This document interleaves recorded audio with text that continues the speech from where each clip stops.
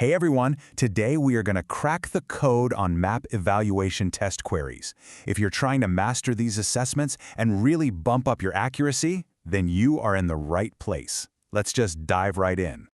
So, does this look familiar? You're going through these queries, you're feeling pretty good about your answers, but then you get your score back, and it's just not what you expected. It's super common, honestly. These assessments can be really tricky, and sometimes the feedback isn't all that clear. A lot of the best evaluators started out exactly like this. But here's the first thing you absolutely need to get into your head. The goal is not 100% perfection. Seriously. The real target, the number that actually matters for passing and staying in the program, is a nice, consistent accuracy of 75% or higher. That's the magic number. And to get you there, we've laid out a pretty clear game plan. We'll start with that whole mindset shift, then I'll show you a super simple 4-point checklist for every single query. We're going to solve a sample one together, step by step, then look at the feedback, and we'll wrap up with the tools you need in your back pocket. Okay, first up, let's really drill down on this idea, accuracy over perfection. Just think about it. If a query has 4 parts and you get 1 wrong, you're still at 75% accuracy. You've already hit your target. You really just need to focus on that overall score. If you get 3 out of 4 things right on a query, you've hit that 75% mark. The real goal here is just being consistent across a whole bunch of queries, not getting a perfect score on every single one. So, how do you actually build that consistency? Well, it starts with a simple framework I like to call the 4-point check. This is going to be your North Star for every query you look at. These are the 4 pillars for everything. 1, is the result even relevant?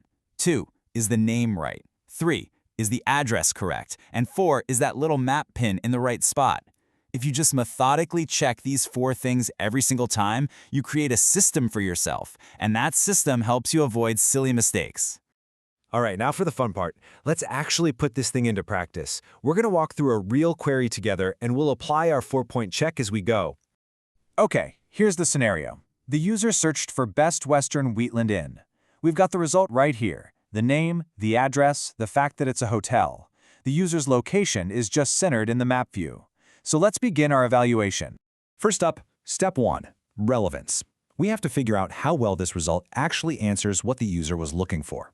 You've got options like excellent, good, or navigational. So, what do you think it is? For this one, the right answer is navigational. And here's why. The user isn't just looking for any old hotel, right? They're looking for a very specific, named business. It's a well-known chain. Whenever the query is for a specific brand or a place somebody already knows, navigational is almost always going to be the right choice. Okay, on to step 2, name accuracy. Now this one looks pretty straightforward on the surface, but like they say, the devil is in the details. So you look at the 2 names, side by side. They look identical, right? Word for word. So your first instinct, and mine too, would be to say the name is correct. So let's pencil that in for now and keep going. And that brings us to our last 2 checks, address and PIN accuracy. Now this is where you can't just rely on the information you're given. You have to use some outside tools to double-check the data. The most important thing here is not to guess. You literally have to open up Google Maps, type in 701 N Main Street in Colfax, Washington, and see where it lands. In this case, it's a perfect match. So we can confidently say address accuracy is correct and PIN accuracy is perfect. Easy enough. So we've done our 4-point check. But honestly, the most crucial part of this whole process isn't just giving your answers. It's looking at the official feedback to see what you got right and, more importantly, what you totally missed. Okay, moment of truth. Let's look at the scores. Relevance, correct. Nice. Address accuracy, correct. PIN accuracy, perfect. Awesome. We nailed 3 out of 4, but hang on. Look at name accuracy. We said correct, but the official feedback says partially correct. What gives? This right here, this is the moment that makes all the difference. Why would we lose points in something that looked like a perfect 1-to-1 match? This is where the real learning kicks in. And there it is, the official reason. The result name used lowercase letters where the official name uses capitals. The words were the same, but the capitalization was off.